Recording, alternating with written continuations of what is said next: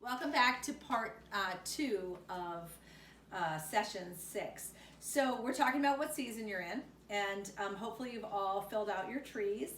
And what I want to share a little bit about my tree. I did decide to make my tree 2 seasons. It probably could be all 4, and I just want to tell you right now, that's really why the cover is the way the cover is, because I think that throughout life, we are constantly ebbing and flowing through these seasons.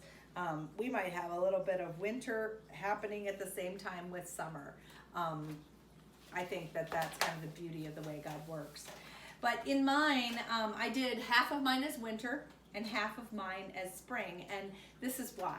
Because I have a ton of new opportunities, new adventures, hopeful, entrepreneurial type activities that I'm looking forward to. I have opportunities with writing and movies and art. And my kids are at this really interesting stage in their life where my middle child's about to graduate from high school. And so she's about to go out on a big adventure, which is really exciting to be part of that process of just applying to colleges and thinking and dreaming with her about what that looks like. My son is already in college, and he is actually coming close to the end of an associate's degree. And so we're about to celebrate that accomplishment. And so there's this new and hopeful and really fun stuff going on. Also, I wrote in there that I feel an artistic freedom. And I set up my office, really created it to be much more of an artist studio where my supplies are available to just, even if I have just 30 minutes, I'll try to be creative. And like I shared in our introductory video, I'm trying new mediums, which is crazy for me. I'm not an artist. So those brush pen markers, I tried them out and had so much fun with them. And I just learned how to use gelatos. And I'm like, what are gelatos? Crazy art stuff. So I've been really trying some new things and experimenting and allowing myself to fail. It's kind of fun. Now on the other side of my tree, it's winter. It is blue, and I actually really like this color. It's kind of an ice, it's kind of like the Frozen movies color. But in that, I have some real exhaustion with my job. We've had some financial weight that's been on us that's been hard, can be heavy to bear. And then also, my daughter's going to graduate and she's going to move. And it's really the first time that I've experienced that, because our son has gone to college locally. And so he transitioned in some ways, but not actually being gone all the time. And I think our daughter is going to end up somewhere far away, and it's a big transition. So there's this sort of winter.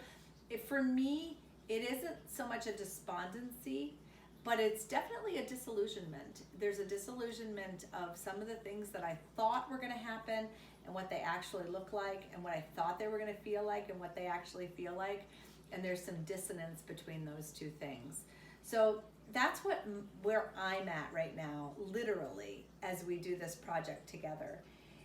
I encourage you to share your trees, and then also on page 19, what words describe your current state of your journey? I really encourage you to take a look at your tree and just make a list of words.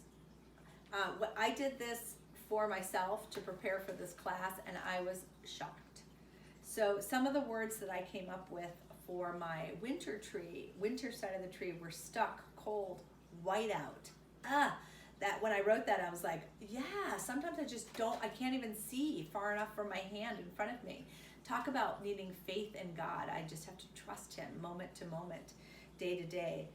Frozen. Sometimes I just feel frozen. I'm not really quite sure how to take this next step. I really, really don't. And it's just, I don't know if you know that feeling of when even your muscles are tight and you just literally have to just creak out there to get that next step.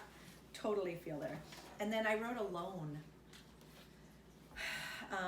Yeah, I'm just gonna have to sit with that word a little bit, because that was really big. I was like, wow.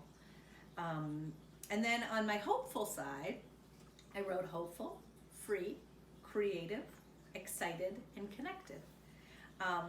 Kind of weird, because I feel connected in some ways and alone in some other ways. But I challenge you, write down your list of words for your tree and then take a look at it, like really look at it. And I wonder what it is that God might be saying to you as you look at that. The reflection piece on page 19, I just want to read. I love Genesis, and this is Genesis 1:14 through 19. And God said, "Let there be light in the vault of the sky to separate the day and the night. Let them serve as signs to mark sacred times and days and years. And let them be lights in the vault of the sky to give light on earth." And it was so.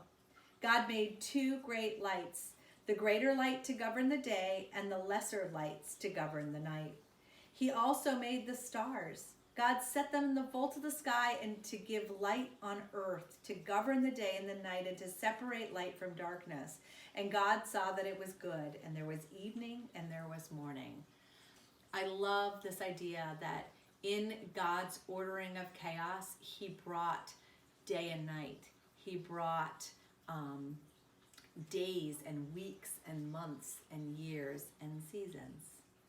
So this isn't just happenstance. This is part of God's plan. And I just encourage you all today, as you continue to really explore what season you're in, to allow God to just say, hey, I've got you exactly, I see exactly where you are, and I've got you.